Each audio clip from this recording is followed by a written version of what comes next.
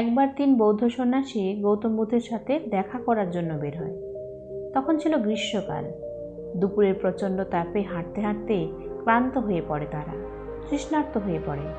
পান করার জন্য জল খুঁজতে খুঁজতে তারা একটি নদীর কাছে এসে পৌঁছয়। জল দেখে খুশি হয়ে 3 জনে ঠিক করে যে জলপান করে গাছের ছায়ায় কিছুক্ষণ বিশ্রাম করে আবার রওনা দেবে।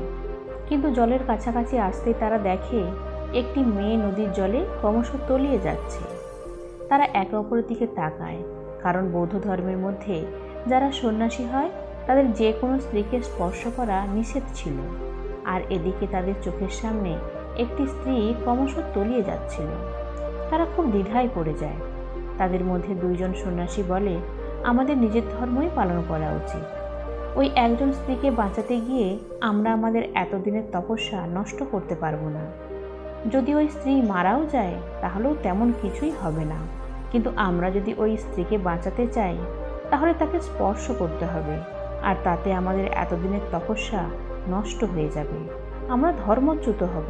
তাই আমাদের জলপান করে এখান থেকে চলে যাওয়া উচিত। তাদের মধ্যে যে 3য় সন্ন্যাসী ছিল সে খুবই দয়াবান ও পরোপকারী ছিল। সে বলে, আমার ধর্ম কি বলে আমি তা জানি, কিন্তু আমার চোখের সামনে কেউ একজন মারা যাবে আর আমি তাকে বাঁচাবার চেষ্টাটুকুও করব না, দাঁড়িয়ে থাকবো, এটা আমি কখনোই করতে পারবো না। আমি ওই স্ত্রীকে নিশ্চয়ই বাঁচাবো। তাতে যদি আমাকে ধর্মচ্যুত হতে হয় তাও আমি তাকে বাঁচাবো, কারণ একজন মানুষের জীবন অনেক বেশি মূল্যবান আমার কাছে।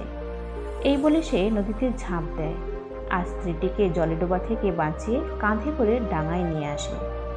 বাকি 2টি সন্ন্যাসী এটা নিয়ে খুব মজা করে, বলে যে তোমার ধর্ম নষ্ট হয়ে গেছে, এখন তুমি আমাদের সাথে থাকার যোগ্য নও, তুমি দূরে দূরে থাকো, নইলে তোমার স্পর্শে আমাদের ধর্মও নষ্ট হয়ে যাবে।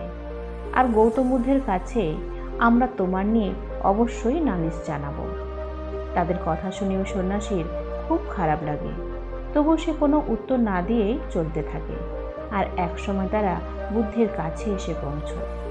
আর বুদ্ধর কাছে আসা মাত্রই 3য় সন্ন্যাসীর নিয়ে নালিশ করে ওই 2 জন।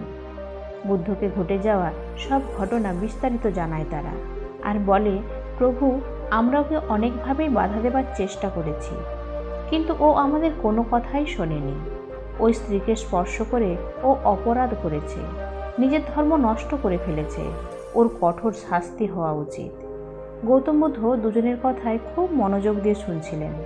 তারপর তাদেরকে কাছে ডেকে বলেন, ওই স্ত্রীটিকে বাঁচাতে তোমাদের বন্ধুর ঠিক কতটা সময় লেগেছে? 2 জনেই একসাথে বলে, 30 মিনিট সময় লেগেছে।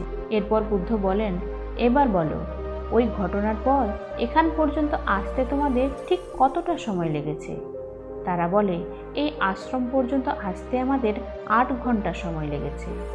এরপর গৌতম বুদ্ধ একটু মুচকি হাসেন আর বলেন, ওই সন্ন্যাসী স্ত্রীটিকে বাঁচানোর জন্য 30 মিনিট তাকে কাঁধে রেখেছিল, আর সেটি একটি ভালো কাজ ছিল। একটি দয়াবান পরোপকারী মানুষই এটা করতে পারে। আর তোমরা 2 জন তো 8 ঘন্টা ধরে ওই স্ত্রীকে মনের মধ্যে নিয়ে বয়ে বেড়াচ্ছ, সেটাও এই কারণে যাতে তোমরা ওই শিষ্যের নামে আমার কাছে অভিযোগ জানাতে পারো, যা একটি খারাপ কাজ, যেটি শুধুমাত্র নির্দয়ী মানুষই করতে পারে। এবার তোমরাই বলো, তোমাদের 2 জনের মধ্যে সব থেকে বড় পাপী কে? বুদ্ধের কথা শুনে তারা লজ্জিত হয়, বুঝতে পারে পাপ কেবলমাত্র শরীরই করে না, আমাদের মনও করে। তারপর তারা বুদ্ধের পায়ে ধরে ক্ষমা চায়। তো বন্ধুরা, পাপ পুণ্যের হিসেব আমাদের হাতে নেই, কিন্তু নিজেদের কর্ম ও চিন্তা আমাদের অধীনে। আমরা তখনই পাপ করি যখন সেই পাপের চিন্তা আমাদের মনের মধ্যে বাসা বাঁধে, আর সেই চিন্তা মনের মধ্যে আমরা বহন করে বেড়াই। পাপী মনে আমাদেরকে দিয়ে পাপ কাজটা করিয়ে নেয়। তাই যে কোনো কাজ করার জন্য শরীর নয়, আগে মনে দায়ী হয়। তাই মনকে পরিশুদ্ধ করুন, মনে ভালো বিচার আনুন, দয়াবান হয়ে উঠুন। পরোপকারী চিন্তা আপনাকে ভালো কাজ করতে ও পুণ্য অর্জনে সহায়তা করবে। আর মনে রাখবেন, পাপ ও পুণ্য দুটোই কিন্তু শরীর নয়, মন থেকেই জন্ম নেয়। তো বন্ধুরা, ভিডিও যদি ভালো লাগে অবশ্যই একটি লাইক দেবেন, কমেন্ট করে জানাবেন, শেয়ার করবেন ভিডিওটা। আর এই ধরনের গল্প পাওয়ার জন্য আমার চ্যানেলটাকে অবশ্যই সাবস্ক্রাইব করে আমার পাশে থাকবেন। আবার নিয়ে আসবো অন্য কোনো গল্প, অন্য কোনো মোটিভেশন, অন্য কোনো নীতিকথা। ততক্ষণ পর্যন্ত সবাই ভালো থাকুন। ধন্যবাদ।